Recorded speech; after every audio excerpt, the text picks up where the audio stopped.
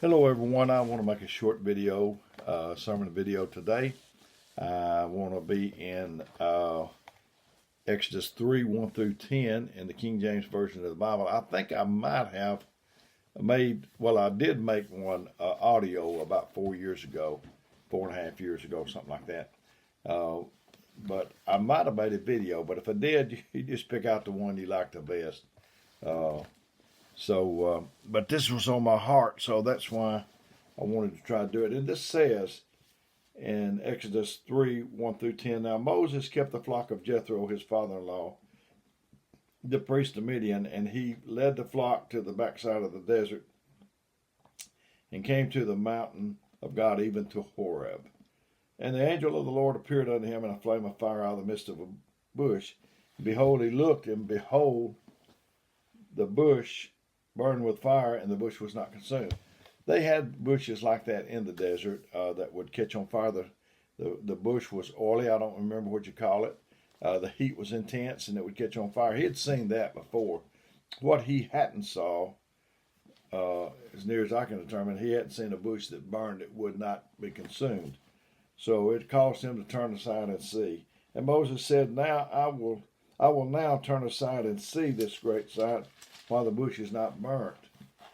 And when the Lord saw that he turned aside to see, God called unto him out of the midst of the bush. He didn't call him until he turned back. And so if you keep on going on something, God gives you a glimpse of it, and you just keep on going, then he won't call you to it. And said Moses, and called him out of the midst of the bush and said, Moses, Moses. And he said, Here am I. Now, it seemed like to me, God speaks like that. He said, Verily, verily. It seemed like it to me that it rings one time in heaven and it rings one time on earth. And he said, Here am I. And he said, Draw not hither, put off thy shoes from thy feet, for the place wherein thou standest is holy ground. Lord, holy ground. It wasn't holy yesterday when I was tending these sheep. What makes it so holy today? Moreover, he said, I am the God of thy father, the God of Abraham, the God of Isaac, God of Jacob. And Moses hid his face, for he was afraid to look upon God. And the Lord said, I have surely seen the affliction of my people which are in Egypt, and have heard their cry by reason of their taskmakers, for I know their sorrows. And I am come down to deliver them out of the hand of the Egyptian, and bring them up out of the land unto a good land, and a large, until a land flowing with milk and honey, unto the place of the Canaanites, and the Hittites, and the Amorites, and the Perizzites, and the Hittites, and the Jebusites. Now therefore, behold, the cry of the children of Israel is come unto me, and I have seen the oppression wherewith the Egyptians oppressed them. Come now therefore, and I will send thee unto Pharaoh, that thou mayest bring forth my people Israel out of Egypt.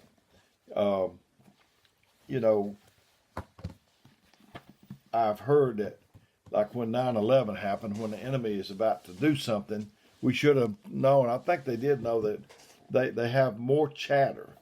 They pick up more from the enemy on the way, in the air, and so that's when you know you're doing good. People start squawking, I guess, and then you know that, and the enemy is in the midst of it squawking, and you know that it must be something he's wanting to stop you with. Moses was 80 years old when he started leading the children of Israel. He had 3 parts of his life. He lived to be, I think, 120. 40 years with the Egyptians, and then 40 years in Midian, and then 40 years leading the children of Israel. Don't say nothing about me getting plucked out of the waters like Moses did and taken to the palace. You don't know about what I floated through and had to dodge alligators until you've suffered what someone's suffered through, floated through what someone's floated through, survived what someone's survived through. Then you really don't know what it costs them. We don't need to be distracted and lose our focus. God pulled Moses out. Moses is blessed, but he's still confused. How can you be blessed and still be confused. He's stuck. He's neither Egyptian or Hebrew. And he looks out the window when he was in the palace, and he sees two men fighting, one a Hebrew and one an Egyptian. He is a Hebrew that was raised in Pharaoh's palace as an Egyptian, bilingual, I suppose. And he don't know if he's more Egyptian than he is Hebrew, or is he more Hebrew than he is Egyptian. But at that moment, when he saw those two men fighting, he realized that where his allegiance was to. And he went and killed the man and buried him in the sand. You know, when a critic takes time to take a shot at you, that signals that he must think that you're important or feel threatened. And it raises the bar for you and lowers it for him.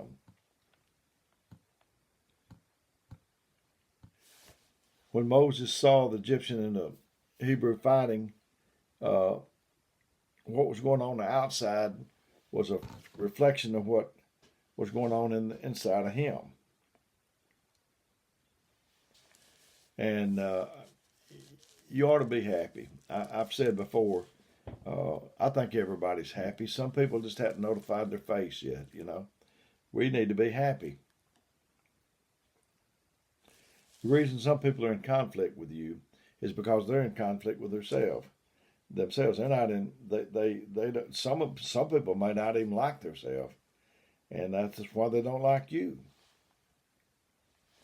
Proverbs 15:13 says, "A merry heart maketh a cheerful counsel.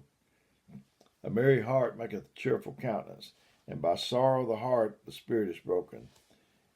You know, if you was going to tear down a chicken coop, you might could do it with your foot. If you was going to tear down a building, a bigger structure, you might could do it with a backhoe or whatever they tear them down with. But if you were going to tear down a structure in New York City, you would need some dynamite because their roots their foundation goes down real deep. I don't want to have a sad countenance if that's a reflection of what's going on inside of me. I don't want that. If there's fighting on the outside, there's fighting on the inside.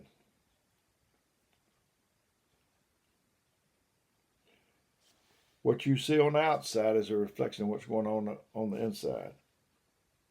Moses is trying to stop the conflict that's going on between the Hebrew and the Egyptian. He can't even stop the conflict that's going on inside of him. Their conflict is brought to light, to surface, the conflict that was going on all the while within himself. Faced with the Egyptian fighting and the Hebrew fighting, he has to choose whose side he's on. He had an internal conflict which was now external. 40 years had not demanded that he make a choice, but now he's forced him off the fence to make a choice.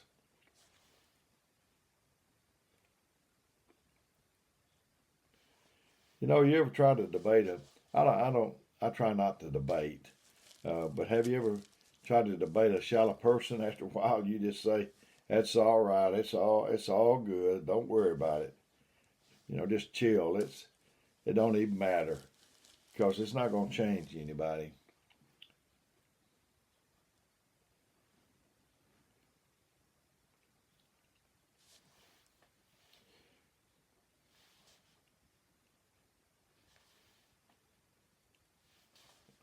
The chatter. Boy, you can start hearing that chatter. And if you get to working for the Lord, you will hear that chatter. That's what I came to tell you today. Don't let the chatter stop you. That's what the chatter's all about, is trying to stop you. And don't let it. Don't let the, you know, if the hounds hadn't been barking, I wouldn't have known where the treasure was.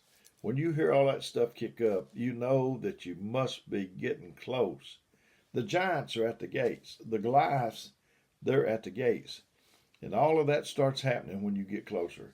It's like I told you before, if you were at the White House and standing outside, nothing's going to happen to you. You can look at it all day long. But the moment you start advancing and getting closer to the White House, there's liable to be a voice come out of there and say, "Hey, you," uh, in the red and white check shirt, you've come far enough. So if you don't do nothing, that you probably not. But once you start trying to work for God, those bullets are going to start whizzing by your head. You don't even understand your own significance till you start hearing all the opposition. It schools me to understand that I must be more significant than I thought I was. And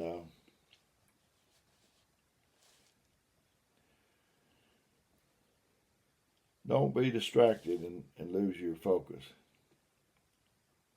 When a critic takes time to take a shot at you, that signals he must think you're important or feel threatened. That raises, like I said, raises the bar for you and lowers it for him.